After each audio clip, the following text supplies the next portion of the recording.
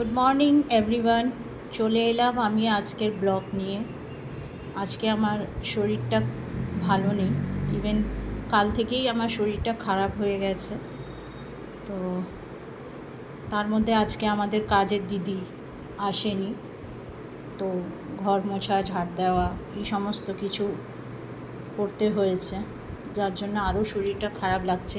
ভেবেছিলাম রান্না করব না, কিন্তু আবার আমার হাজব্যান্ড এসে খাবে কি, আমি কি খাবো, সেটাও একটা ব্যাপার। আর বাইরে কেনা খাওয়া তো ভালো নয়, তাই জন্য বেশি কিছু রান্না করিনি। যাও রান্না করেছি আপনাদের সাথে শেয়ার করছি। সেই রান্নাবান্নাটা হচ্ছে, মেনু হচ্ছে আজকে, এটা হচ্ছে আমার ব্রেকফাস্ট, দুটো রুটি, মিষ্টি আর ডিম সেদ্ধ।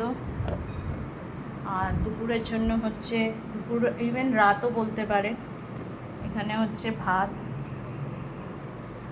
আর টকের ডাল। এই গরমে টকের ডাল খাওয়া খুবই বেটার। আর এখানে হচ্ছে পটল চিংড়ি করেছি,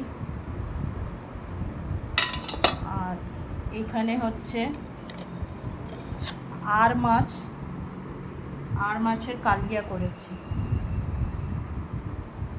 আর আজকে লাঞ্চে নিয়ে যাচ্ছি হচ্ছে উচ্ছে ভাজা, টকের ডাল, ভাত আর পটল চিংড়ি নিয়ে যাচ্ছি। এখানে পটল চিংড়ি আছে, আর এখানে এক পিস মাছও আছে, আর ফ্রুটস নিয়ে যাচ্ছি। ব্যাস। আপনাদের কি রান্নাবান্না হলো জানাবেন।